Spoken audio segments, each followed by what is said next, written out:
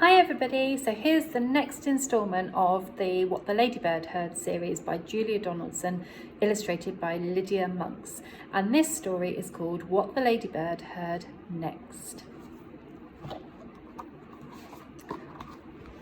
Once upon a farm lived a ladybird, and these are the things that she saw and heard.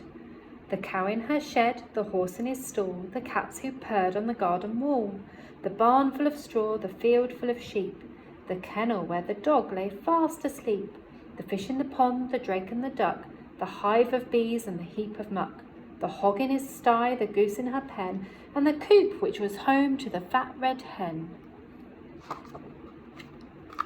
Now the fat red hen with her thin brown legs laid lots and lots of speckled eggs.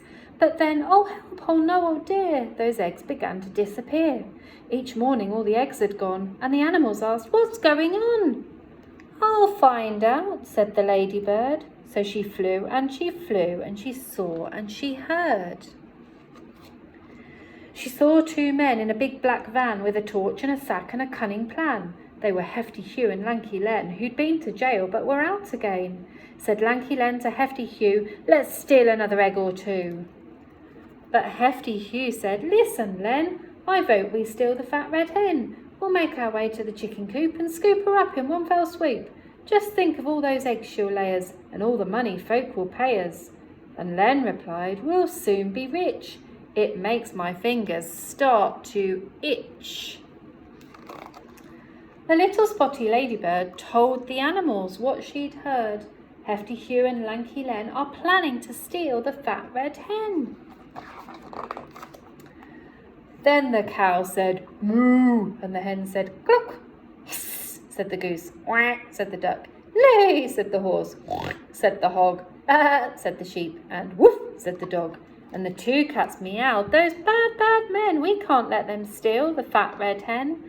But the ladybird said, "Listen quick, I've thought of a really clever trick." At dead of night, the two bad men opened the coop and snatched the hen. But the fat red hen began to cluck. "Why don't you steal the downy duck? Her eggs are bigger far than mine, and people say they taste divine."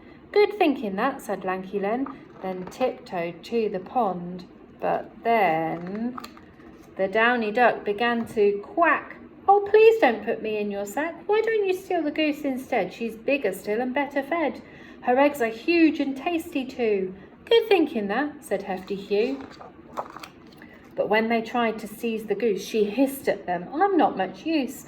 Why don't you steal that great big bird, the super-dupest snuggly snurd?" "What?" said Len. "And who?" said Hugh. The goose replied, "I thought you knew. She lays the biggest eggs of all. Each one looks like a rugby ball." The duck joined in. "She's friendly too. I'm sure she'd love to live with you. She'll put an end to all your cares. You'll very soon be millionaires."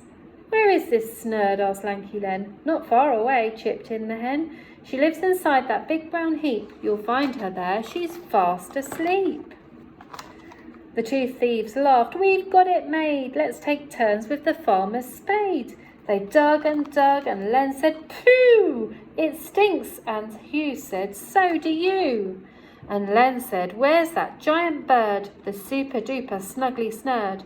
"She's rather shy," the goose replied. "She must be hiding deep inside." So they dug a tunnel nice and deep. "That's it," said Hugh. "Now in we creep." "I think we're nearly there," said Len. "The snurd will soon be ours."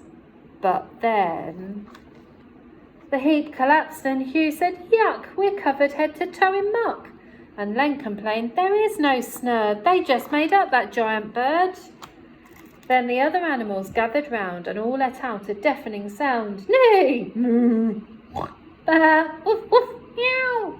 What a racket, what a row! The farmer woke and said, "Goodness me," and he had a word with his prize queen bee.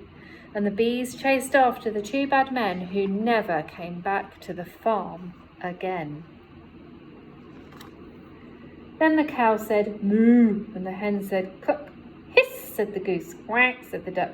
"Neigh," said the horse. "Quack," said the hog. "Bah," said the sheep. And "Woof," said the dog. And the farmer cheered, and both cats purred. But the ladybird said never a word. and neither did the snuggly snoward. So I hope you enjoyed that next story in that series. We'll have another one tomorrow, and that is what the Ladybird heard on holiday. So I hope that you're looking forward to hearing that story.